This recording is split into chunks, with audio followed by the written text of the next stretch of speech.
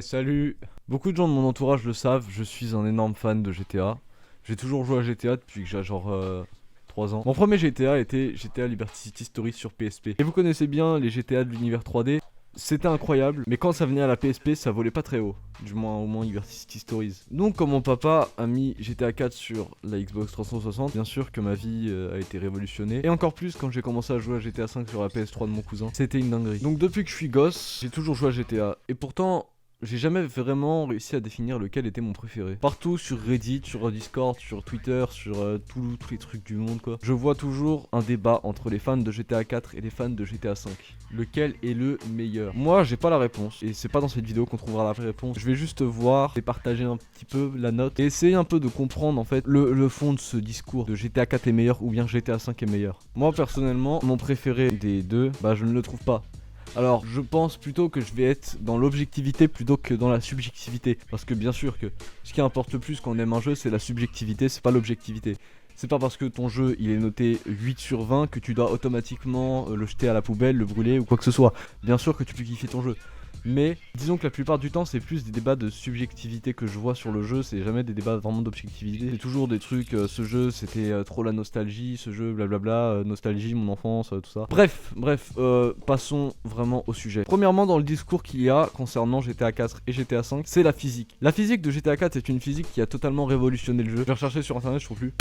La physique de GTA 4 est faite avec Euphoria. C'est pas un moteur qui appartenait à Rockstar Games à l'ancienne, mais c'est plus un moteur, on va dire, qu'ils ont loué. Et ce qui a permis pour GTA 4 d'être vraiment très réaliste, comme on peut voir les PNJ reculer quand on avançait vers eux avec le véhicule. Il y avait tant de choses comme ça. Il y a quand même beaucoup de différences entre les deux. J'ai noté surtout que GTA 5 nous laisse plus le contrôle que GTA 4. Ça veut pas dire que GTA 5 est mauvais, mais c'est forcément que la physique de GTA 4 va être plus réaliste. Et on entre dans cette physique justement le plus avec les véhicules tout simplement. Les véhicules de GTA 4 sont lourds. Les véhicules de GTA 4 sont tous différents.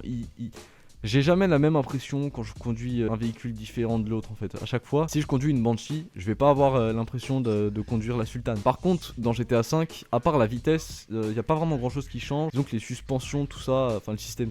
Les suspensions restent toujours un peu pareilles. J'ai l'impression que le véhicule est toujours un peu collé au sol et qu'il est très dur en fait de faire un accident pour rien. Bon ok, j'ai déjà fait des accidents pour rien, voilà. Je ne sais même pas comment c'est possible, mais c'est très amusant, ça me fait rire. Et justement, j'ai eu plus d'accidents en 10 minutes de GTA 4 que en 10 ans de GTA 5. Maintenant, pourquoi il s'est passé ça? Pourquoi GTA 5 est moins réaliste? Alors de une, il faut savoir que GTA 4 a une conduite qui est plus adaptée à une ville. GTA 4 se passe dans une ville entière, enfin plutôt dans deux villes, mais je veux pas trop faire le actually. GTA 4 est dans un contexte un peu plus réaliste, un peu plus urbain, tandis que GTA 5 est dans un contexte un peu plus grand. On a toute la partie sud de l'état de San Andreas qui fait que, bon, on va pas trop mettre la physique par exemple des motos sur le mont Chiliad, ça va être impossible à monter. Si je peux donner un avantage à la conduite de GTA 5, c'est au moins les motos qui sont pas horribles à conduire. Rockstar ont décidé de faire les motos horribles à conduire dans le 4 et de nous donner ensuite un DLC avec des motards. Le business plan il est pas fou, mais bon, au moins Lost and Damned était cool. Donc niveau conduite, j'ai toujours une petite préférence quand même pour GTA 4, mais je peux pas dire que GTA 5 est nul. Je peux pas dire ça parce que GTA 5 je me suis beaucoup amusé dessus. Et le 5 a quand même une meilleure conduite que 90% des jeux de course, des jeux de véhicules, tout ça. Hein. Toujours dans le gameplay, beaucoup disent que GTA 4 est meilleur pour encore des tas de raisons. Moi non, moi je ne pense pas. Tout simplement parce qu'il faut pas résumer, il faut pas voir GTA 4 comme un jeu parfait, même s'il est incroyable pour un jeu de 2008 surtout, c'est une merveille. Il y a des trucs qui ne sont pas dans GTA 5, ça c'est vrai. On ne peut pas prendre d'objets par terre dans le 5. On ne peut pas balader à l'horizontale sur les surfaces. Mais il faut pas oublier que GTA 5 est quand même bien plus fluide. Quand on escalade des murets, enfin GTA 4 ça prenait tellement longtemps. Et le pire dans GTA 4 c'est que le personnage, on dirait il fait 500 tonnes. On dirait toujours... Il a un boulet sur lui tellement qu'il est lent des fois. Mais encore une fois, est-ce que c'est vraiment comparable quand t'as un jeu de 2008 et un jeu de 2013? Un jeu qui était sur une des premières générations de Rage et un jeu qui est ensuite sur une génération de Rage, un jeu qui est sur un Rage bien plus avancé. Et dans tout ça, il y a quand même le combat aussi. Dans le gameplay, enfin, le combat de GTA 4, le combat corps à corps était vraiment super bien. Il est mieux que celui du 5, c'est une vérité. Mais le combat au niveau des armes à feu de GTA 4 est horrible. Déjà, il n'y a pas beaucoup d'armes. Enfin, il est pas horrible, mais devoir passer les armes, devoir changer les armes avec les flèches, c'est une chose qu'il ne faut plus faire. GTA 5 nous a donné la roue des armes. je l'aime, j'aime la roue des armes. Merci pour la définitive édition, au moins on a ça. Et il faut mettre toujours des roues d'armes, c'est le meilleur truc, on peut plus retourner aux flèches. Et s'il y a un remaster de GTA 4 ou une ressortie de GTA 4 qui est prévue, je vous en prie, mettez la roue des armes, c'est la moindre des choses quand même pour une sortie en 2024. Au niveau de l'histoire, GTA 4 est extrêmement long pour une petite ville je trouve, mais l'histoire est super bien écrite. GTA 5 elle est peut-être un petit peu moins bien écrite, mais c'est parce que GTA 5 c'était surtout un test. GTA 5 c'était le test des 3 personnages. Forcément qu'il va y avoir des défauts parce que c'est la première fois que ça arrive à Rockstar de faire 3 personnages. On a déjà eu 2 personnages avec L.A. Noire, mais là on a 3 personnages quand même dans un seul jeu, faut se rendre compte de la dinguerie. Celle du 5 elle est moins bien écrite que celle du 4, mais celle du 4, pour moi le plus gros problème c'est quand même la longévité. Enfin des fois il y a des missions qui sont vraiment pas intéressantes, et le pire dans le cadre, je trouve, c'est la variété des missions, c'est constamment la même chose, c'est toujours va ici, tue telle personne ici et reviens, c'est toujours ça. GTA 5, on a des petites missions de course-poursuite, on a des missions de préparation de braquage, on a des braquages, des gros braquages, ça on aime ça, les gros braquages. On peut chasser aussi, on a beaucoup de choses, et c'est un truc qui a manqué à GTA 4, c'était la diversité vraiment. Même si la diversité de missions de GTA 5 n'est pas parfaite, ça j'en parlerai un jour. Un truc que j'ai aimé aussi dans le 5, qui n'est pas dans le 4, c'est des capacités spéciales. Celle de Franklin est vraiment cool. Tu peux passer de 100 à 400 km en un virage. Par contre celle de Michael et Trevor, en vrai elles sont un petit peu oubliables, mais elles sont cool quand même. C'est toujours ça de prix en fait. C'est naturel je trouve, ça donne pas l'impression que les personnages sont des super héros. Ça fait un petit peu comme Max Payne et le Bullet Time je crois que ça s'appelle. Et puis je voulais relever que l'optimisation de GTA 5 est infiniment meilleure. Parce que oui, la qualité d'un jeu passe aussi par son optimisation.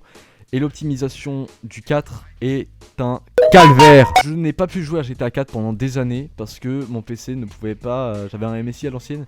Parce que mon PC ne pouvait pas lancer le jeu. Le jeu était horrible. Genre, ça me mettait, j'avais 400 mégabits de mémoire vidéo. Bon, maintenant le problème est réglé. Mais le problème de GTA 4, c'est qu'il y a des missions avec des QTE. Et les QTE, tu peux pas les faire quand t'es au-dessus de 30 FPS. Sauf que c'est pas forcément évident, enfin maintenant il y a des fixes, mais ça a jamais été évident quand même de limiter les FPS. Il arrive à Tuner, il y a des trucs comme ça, mais pas tout le monde en entend parler en fait. Et GTA 4, parce que c'est bien qu'il y ait des mods, mais c'est aussi mieux quand même un jeu qui est fait comme ça, sans avoir besoin de mods, que le jeu il marche sans les mods quoi. GTA 4, sur PS3, sur 3.6 ou sur PC, le truc il galère quand même à tourner, hein. Même sur des machines actuelles. Salut. Et le 5, bon autant, ok, Autant le 5 niveau optimisation sur la PS3 et la 3.6, il est vraiment correct. En vrai pour sa taille il est très correct. Autant sur les autres consoles, mais ce jeu est parfait. Enfin, on va pas parler de GTA Online parce que c'est un autre truc. Et GTA 5 PC, sur PS4, PS5, Xbox One, Xbox Series, j'ai toujours trouvé que ce jeu était vraiment une bête d'optimisation, hein. J'ai jamais eu vraiment de problème avec GTA 5. Alors j'ai déjà eu des problèmes, mais en fait c'est mon PC qui avait un problème. C'est tout simplement ça.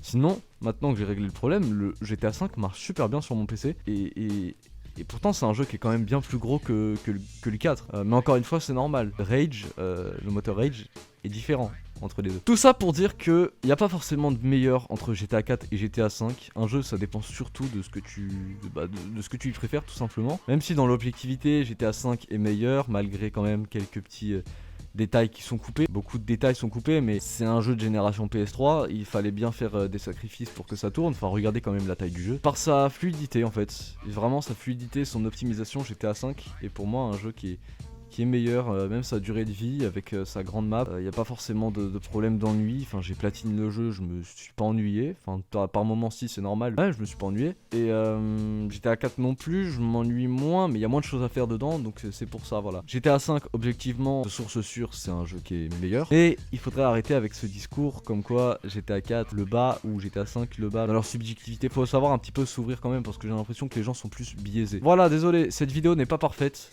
Cette vidéo n'est pas écrite totalement, j'ai juste relevé quelques points parce que c'est une vidéo que je voulais faire à l'aise. Donc bonne journée ou bonne soirée à vous et au revoir.